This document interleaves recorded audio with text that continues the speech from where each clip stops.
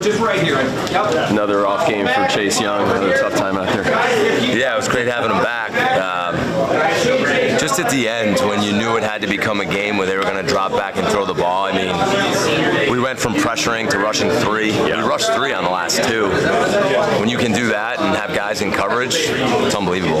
It's just awesome to see him come back, fight through the adversity, and end up with, what, 3 sacks? 3 sacks. I mean, if there's a better defensive player in college football, or just a better complete football player in college football, I'd like to watch his tape. And I don't say that often, but if there's a more dominant player in the country on defense than Chase Young, somebody needs to bring me the tape and I'll watch every snap of it. So credit to him. Was that a little Jersey showdown there before the game? What? I don't know what you're talking about. Well, there was a lot of, I mean, this was a big game. It's for the East Division, and everyone was fired up.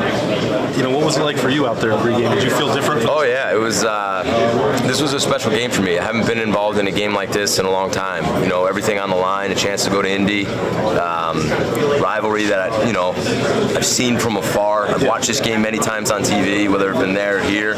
So to be a part of that and just kind of thinking through it was a little bit emotional. It was really cool, actually. So I was fired up. I was fired up on my way in this morning, and I'm still fired up right now. To get through a game like this, Coach Day's talking about the first 4-quarter battle.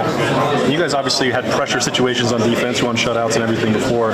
But did you want to go through a game like this where the 5 of you guys working together had to put something together, make adjustments on the floor? Yeah, I wouldn't say I'd want to go through it, but now that we did, yes, I am glad, because if you think about defensively, there was one point I looked up and it was like maybe halftime. It was like we had 300 yards and they had 50.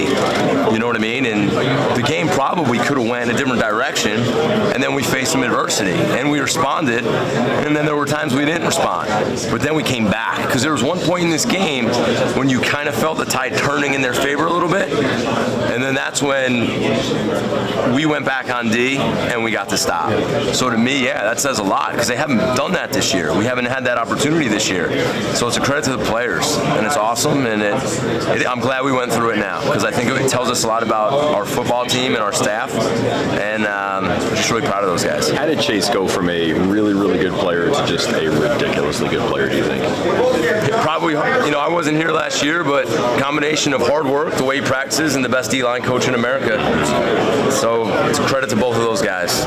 Are you about ready to dig in on Michigan? Coach said you think about Michigan and prep for him every week. Yeah, very excited. I have, again, seen it on TV. Yeah. Since the day I got here, I've heard about it. I had to throw all my blue away. So I'm excited to be part of it.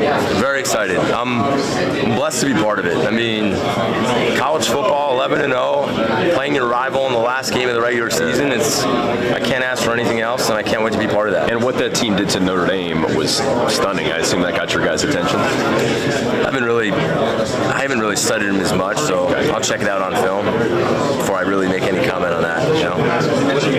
Tide was turning. What's going through your guys' head? What are the conversations on that? Well, we're just new quarterback comes in the game, kind of changed what they did. It was going to be quarterback run, quarterback run, quarterback run.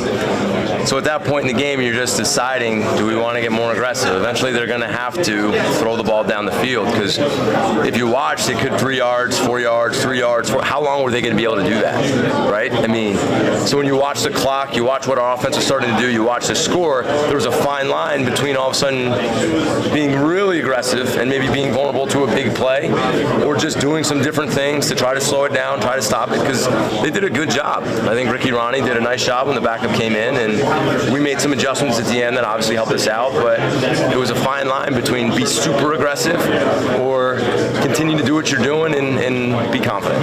Is this a game you needed? Is this a game you needed, especially from a coaching standpoint? Yeah, being able to teach, it kind of falls in your lap.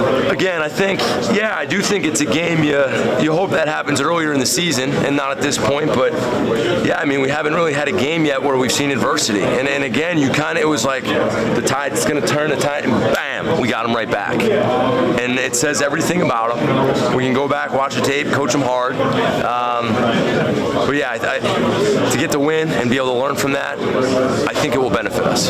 Chase, obviously, he's asking the same thing. Chase obviously made quite a few plays tonight.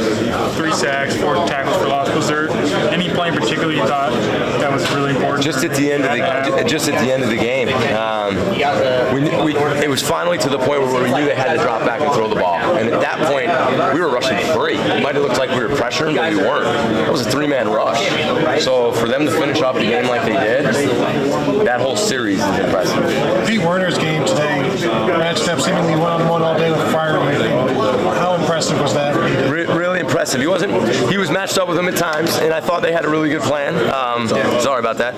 But yeah, I mean, he caught the slant on him, caught an out route on him, but he didn't have any explosives on him. You know, the pop pass in the end zone, Pete's right there. Kid made a nice play. I mean, tough situation for Pete. That didn't bother. You know what? That's one of those, hey, no problem, man.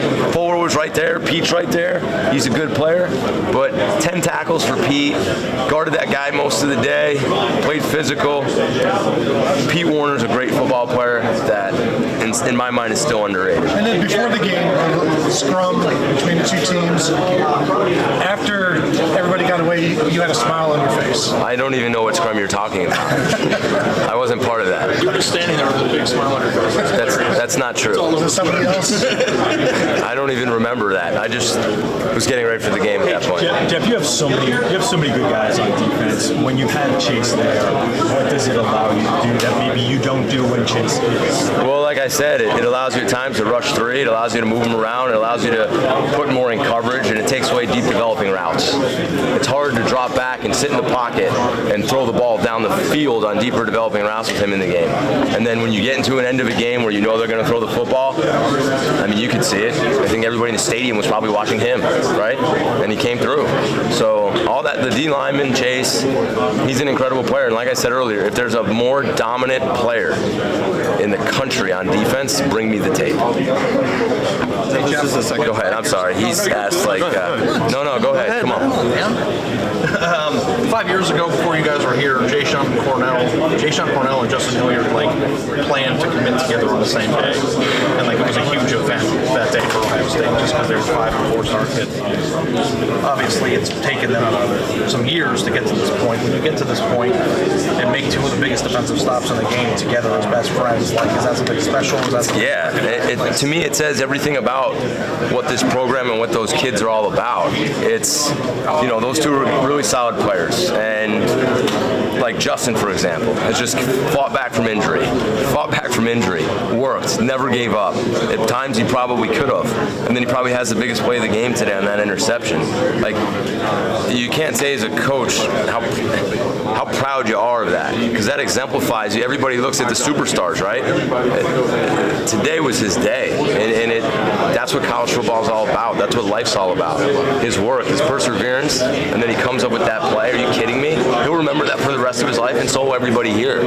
So I'm just really proud of him. When you are in a situation where you have different linebackers and pieces to play with, how do you make the decision? Why is he on the field at that point? That's a good question. It's who do they have on the field? What personnel? What person? What do we think they're going to run? So it's just we're trying to match what they're doing. Because it was big just for him to be out there to begin with. That's right. Yeah. So just proud of him, man. It's awesome. I'm glad you asked that question because that needs to be talked about. So I appreciate that. What did you know about Ohio State, Michigan before you got hired here? I watched it in a hotel room every year. I rooted for Coach Day in every one of those games, him and Coach Schiano. Knew it was one of the biggest rivalries in all of sports. Was there a moment today where I never knew how big it was. No idea.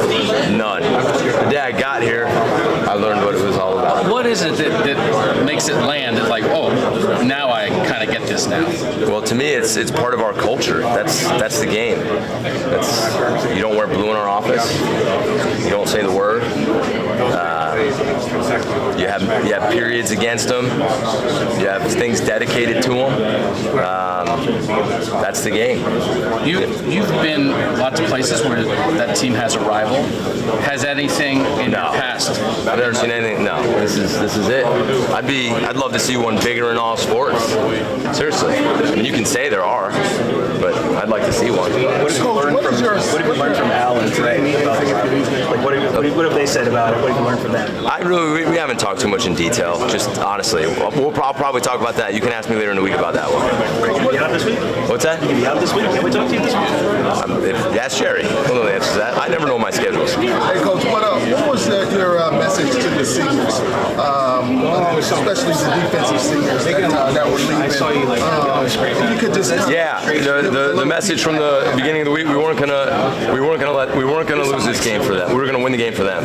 There's no way we were gonna lose this game. We were not letting those seniors walk out of here. Their last game in the shoe, losers. No way. And we told the whole team that wasn't gonna happen. There's no way that was gonna happen. It didn't. Jeff, I don't know if you saw Ryan up here after the game. He was pretty fired up. Yeah. And I asked him the question, did you learn something about your team today? Yeah, we definitely learned about the team today. And I said this earlier, there was a time when the momentum was about to swing in that game, and I'd be lying if I didn't say that. And we swung right back, and we knocked them out. So that tells you all you need to know. You're getting hit in the face, you're getting hit in the ribs, you're about to go down, and you stand up, and you fight back, and you come out on top. Hasn't had to happen all year. I'm glad I wish it could have been a little bit different, but I'm glad it happened, and I'm glad we won, and now you can learn from it. Because now you know what you have. You have a team that's not going to quit. You have a team that's going to fight. And that's special. We haven't seen it yet. Is there some small part of you as the season goes on? I mean, in the back of your mind, you can't see it until you see it. There's no doubt. It's one thing you're not nervous about, but you're anxious about. How are they going to respond when things are hard? And it was this close to turning. And that's why you can't say enough about those kids, because they fought, and they punched back, and they came out on top. How far did you go with Chase these 2 weeks? Was he full go, everything? Oh, yeah. Let him go? He's been full go. How do you think he played today? I thought he did a great job. I mean, turn on the tape. They had a tough time blocking him, no matter where we put him. I'd imagine the center was a little bit worried on those snaps, and the whole offensive line, plus the crowd. I guarantee you, people don't realize, I guarantee our crowd had a lot to do with those snaps. That was awesome, and we appreciate it. So just fired up. How do you know when to maybe throw a changeup at the other team? I know probably some other teams haven't forced you to adjust very much and maybe run a little more into this game. When do you know to sort of change things? Well, as soon as you start getting hit with things, you always have to have answers. And we always have answers, and we always have things we can use. It's just how aggressive do you want to be? How much time's left in the game? What's the score? You got to be careful because there's give and take, But you always have to have answers to things that you think you can get, and then you better be quick with adjustments, So I thought the staff did a good job today. Jeff, their last meaningful offensive play was for the Hamler that Sean Wade broke up. Yeah. What did it mean, do you think, to Sean? And I know y'all didn't talk about it, No, we did. The biggest thing. Well, Sean could have had that one pick, right? So I know he was a little frustrated about that. And then Sean got banged up at one point. And, I could tell he was hurting. And he was on Hamler all day, who probably had 45, 50 yards. So he was battling all day. So for him to go back in the game and finish the game knowing who he was going to cover taught me more about Sean Wade than I had known about him since I've been here. That guy will fight for us, and he won't let us down, and that was a huge play of the game. And what's the quick adjustment y'all made with Levis had some, or Levi, I call it Levi's, but Levis had some success running, obviously. Yeah, I don't want to get too detailed in the scheme part. We had to do some different things because it was really a different offense when he came in the game.